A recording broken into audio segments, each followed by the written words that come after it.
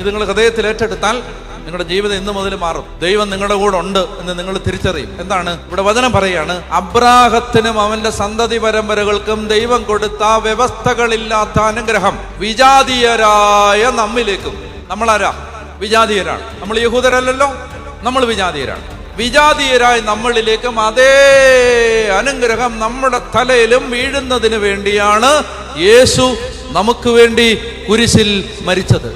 അപ്പൊ ഒരു വ്യക്തി യേശുവിലേക്ക് വരുമ്പോൾ ആ വ്യക്തിക്ക് അബ്രാഹത്തിന് ലഭിച്ച അനുഗ്രഹം ഒരു അവകാശമായി ലഭിക്കുകയാണ്. നിങ്ങളിത് വിശ്വസിക്കണം. അതായത് എൻ്റെ ജീവിതത്തിൽ ഞാൻ എൻ്റെ കർത്താവിലായിരിക്കുമ്പോൾ എനിക്ക് അനുഗ്രഹിക്കപ്പെടുക എന്നതല്ലാതെ മറ്റൊരു സാധ്യതയില്ല. ഞാൻ അനുഗ്രഹിക്കപ്പെടണം, അതിനല്ലാതെ വേറൊരു സാധ്യതയില്ല. അപ്പൊ അത് എന്നിൽ സംഭവിക്കാൻ യേശു അത് ആഗ്രഹിക്കുന്നു. അതിനു വേണ്ടിയാണ് യേശു എന്നെ വിളിച്ചത്. നിങ്ങളിങ്ങനെ ചിന്തിക്കുക, അതായത് യേശു ക്രിസ്തു വഴി അബ്രാഹത്തിന്റെ എല്ലാ അനുഗ്രഹങ്ങൾക്കും ഞാനും അവകാശിയാണ്. അങ്ങനെ വരുമ്പോഴേ നിങ്ങൾക്ക് സ്വന്തമായിട്ട് ഒരുപിടി മണ്ണില്ലാതിരിക്കാൻ പറ്റത്തില്ല. നിങ്ങൾക്ക് 5 സെന്റ് വാങ്ങാനുള്ള നിവൃത്തിയില്ല. പക്ഷെ അബ്രാഹത്തിന് ലഭിച്ച അനുഗ്രഹത്തിനകത്ത് മണ്ണുണ്ട്.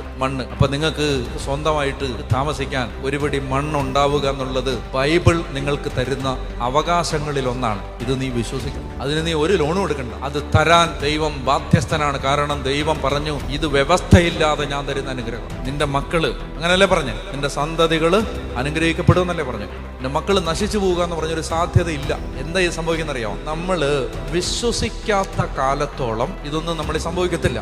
നമ്മൾ പറയേണ്ടതെന്നറിയാം, നിങ്ങളുടെ മനസ്സിലേക്ക് വന്ന് ഞാൻ പറയട്ടെ, നിങ്ങൾ പറയേണ്ടതെന്നറിയാം, കർത്താവേ ഇതിങ്ങനെ നടക്കാൻ പാടില്ലാത്തതാണ്. നീ എന്നോട് പറഞ്ഞ വചനപ്രകാരം ഞാനിങ്ങനെ വാടക വീട്ടിൽ കഴിയേണ്ട ഒരാളല്ല. എനിക്ക് സ്വന്തമായിട്ട് മണ്ണും വീടും ഉണ്ടാവേണ്ടതാണ്. ക്രിസ്തുവിൽ ഞാനത് വിശ്വസിക്കും. എൻ്റെ തലമുറ ദൈവത്തെ അറിഞ്ഞ് ജീവിക്കണം. എൻ്റെ മക്കൾ വഴിയാധാരം ആവരുത്. എൻ്റെ കുഞ്ഞുങ്ങൾ ലഹരി കടിമകളായിട്ട് നശിക്കരുത്. എൻ്റെ കുഞ്ഞുങ്ങളെ മദ്യഷാപ്പിൻ്റെ വരാന്തയിൽ നിന്ന് പിടിച്ചുകൊണ്ട് പോകേണ്ട ഗതികേട് എനിക്ക് വരരുത്. കർത്താവേ, ഇതെൻ്റെ അവകാശമാണ്, ഇതെൻ്റെ അവകാശം.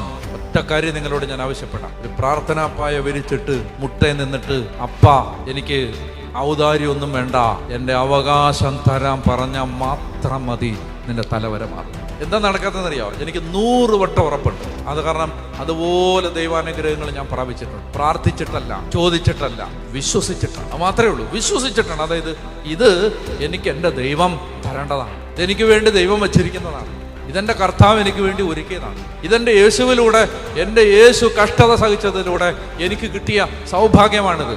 അതെൻ്റെ തലയിൽ വന്നേ പറ്റൂ. മനസ്സിലായോ? എഴുതപ്പെട്ട തിരുവചനത്തിൽ വിശ്വസിക്കണം. ഇതിനകത്ത് പറഞ്ഞതൊന്നും കെട്ടുകഥയല്ല. ഇതൊക്കെ പറഞ്ഞ 100% ഇതിനകത്ത് പറഞ്ഞതെല്ലാം നിറവേറും.